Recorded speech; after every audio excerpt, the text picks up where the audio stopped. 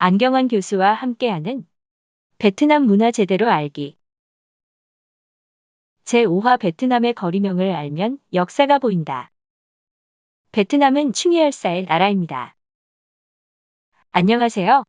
10월 20일은 베트남 여성의 날입니다. 1930년 10월 20일 베트남 분여회가 창립되어 금연의 90주년이 되었고 현재는 단체 이름을 베트남 여성 연합회로 부르고 있습니다. 이 시간에는 베트남의 역걸 충의열사 세 분을 소개하고자 합니다. 베트남의 충의열사의 이름은 모두 베트남 각 도로 이름으로 장명되어 있고 그들의 이름을 딴 학교 이름도 있기 때문에 충의열사를 이해하는 것은 바로 베트남의 역사를 이해하는 지름길이기도 합니다. 베트남의 역사는 전쟁의 역사로 점철되어 있습니다. 끊임없는 외세의 침략 속에서 민족의 독립과 자존을 위하여 수많은 영웅호걸 충의열사가 탄생되었습니다. 그들의 우국 충정과 독립을 위한 희생 정신을 기리고자 베트남은 거의 모든 거리 이름이나 학교의 이름을 충의열사나 위대한 업적을 남긴 왕의 묘호를 따서 지은 것입니다. 먼저 한나라 식민 통치에 저항한 두 자매 하이바증에 대해 소개를 해드리겠습니다.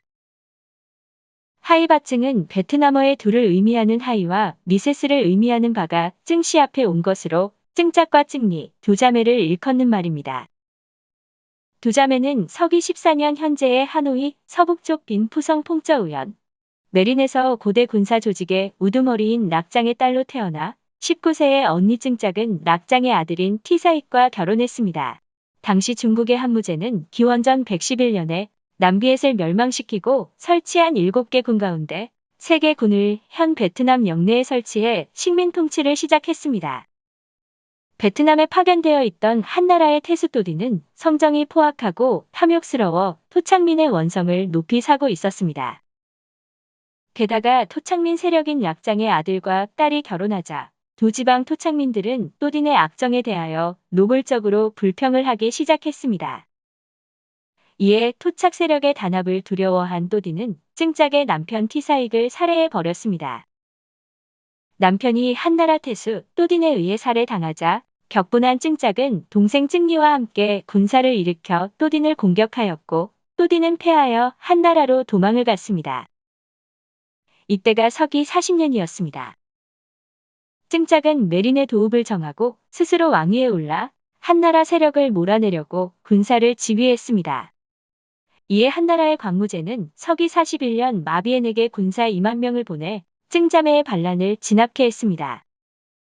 결국 증짝과 증리 군사는 한나라의 막강한 원정군과 고전 끝에 대패하였고 도피 중 서기 43년 음력 2월 6일 증자매는 홍강의 지류인 합강에 투신하였습니다. 이로써 증자매의 3년 천하는 막을 내렸으나 증자매의 독립운동은 중국 한나라 지배에 대한 베트남인 최초의 대규모 조직적인 저항 운동이라는 커다란 역사적인 의미를 가지고 있습니다. 이증 자매의 독립운동은 그 뒤 중국에서 파견되어 온 태수들의 악정과 수탈에 대한 지속적인 항쟁운동의 도화선으로 작용했으며 증 자매의 죽음을 애도하여 음력 2월 6일을 증 자매의 날 하이바증의 날로 기념하고 있습니다.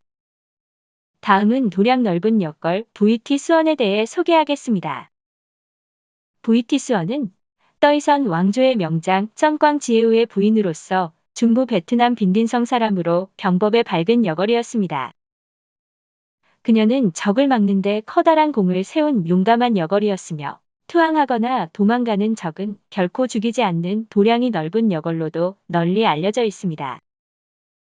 떠이선 운동은 래왕조 후반기에 베트남 중부 지방에서 발생한 베트남 역사상 최대 규모의 농민혁명입니다. 당시 베트남은 남북으로 분할되어 있었고 래왕조의 왕권은 유명무실했습니다. 북부 베트남에는 찐시가, 남부 베트남에는 의무엔시가 지배하는 혼란기가 지속되면서 부패한 관리 및 귀족들에 의한 토지의 수탈, 가혹한 세금, 설상가상으로 홍수와 가뭄 등의 연이은 재해로 농민들의 생활이 극도로 어려워지자 1771년 꾸이년 부근 떠이선 마을에서 응우엔시 삼형제가 주도하여 일으킨 반란이 떠이선 운동입니다. 응우엔시 삼형제 중 막내인 응우엔 후에는 꽝중 왕에 즉위했으며 내란을 수습해달라는 레 왕조의 요청으로 출병한 청나라 군사 29만을 대파시킨 바 있습니다. 청나라 침략을 물리치는데 공을 세운 보이티스원 여걸도 떠이선 왕조의 멸망으로 애석하게도 내전으로 인하여 생을 마감하게 됩니다. 형제 간의 정권에 대한 알력 속에 꽝중왕이 39세로 사망하자 떠이선 왕조는 막을 내렸습니다. 이후 응우엔 푹 아인에 의해 베트남의 마지막 전통 왕조인 응우엔 왕조가 수립되는데 응우엔 푹 아인이 바로 자롱왕입니다. 응우엔 푹 아인은 떠이선 왕조의 내분을 이용해 수차례 공격하여 퀴년성을 함락했으나 떠이선 왕조의 명장 쩐꽝 지에우와 그의 부인 부이티스원이 이끄는 5천여 명의 군사와 코끼리 떼를 이용한 공격을 막지 못해 퀴년성을 빼앗기게 됩니다. 그러나 응우엔 푹 아인은 우세한 군사력을 이용해 퀴년성을 재탈환하고 쩐꽝 지에우와 그의 부인 부이티스원을 체포해 사형에 처했는데 훗날 사가들은 혹심한 고문 끝에 코끼리에 의해 거열형에 처해졌다고 기록하고 있습니다. 마지막으로 독립운동가 응우엔티 민카이에 대해서 소개해 드리겠습니다. 응우엔티 민카이는 응해안성 비넨읍에서 태어났고 본명은 응우엔티 빈입니다. 그는 베트남 공산당 혁명 열사 중에 한 사람입니다. 1927년 17살의 나이로 덤비의 땅에 가입해 당 집행위원회 위원으로 활약했습니다. 중국으로 건너가 국제공산당 동양 담당 부서에서 활동하였고 1930년 홍콩으로 가서 당시 혁명 지도자였던 응우엔 아이꼬 즉 호치민 주석의 비서로 활약하다가 1931년 프랑스 밀정에 의하여 체포되어 수감되었다가 1934년 석방되었습니다. 그 뒤 같은 고향 출신인 레 홍퐁 열사와 함께 베트남 공산당 대표 자격으로 모스크바에서 개최된 코민텔은 제7차 대회에 공식 참가했습니다. 레 홍퐁 열사와 결혼하여 스탈린 동양대학교에 입학해 공부했고 귀국해서는 제2차 세계대전이 발발하고 프랑스 비시정부가 독일에 항복을 하자 대프랑스 독립투쟁을 주도하다가 1940년 7월 30일 경찰에 다시 체포되었습니다. 수감 중에도 비밀리에 외부와 연락을 취하며 혁명투쟁을 주도했습니다. 남편 레 홍퐁 열사는 전 푸에 이어 제2대 공산당 총비서를 역임한 인물로 베트남 독립혁명의 핵심 지도자였습니다. 1940년 일본군의 베트남 진주로 인도차이나 반도에서 프랑스 세력이 약화되자 태국은 과거 프랑스의 압력으로 캄보디아에 양도했던 영토의 반환을 요구하면서 캄보디아를 침공하였습니다.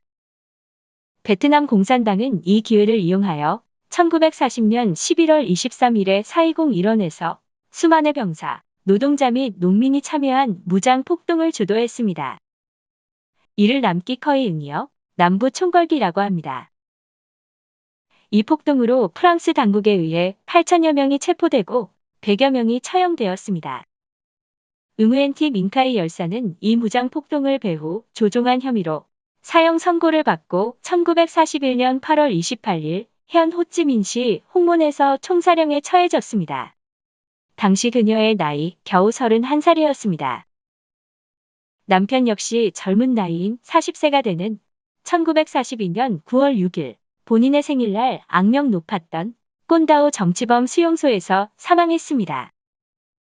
부부가 모두 조국의 독립을 위해서 싸우다가 프랑스 식민 당국에 의해 체포되어 혹독한 시련을 겪고 희생당한 현대 베트남 독립운동사에 큰 족적을 남긴 혁명 열사들이었습니다.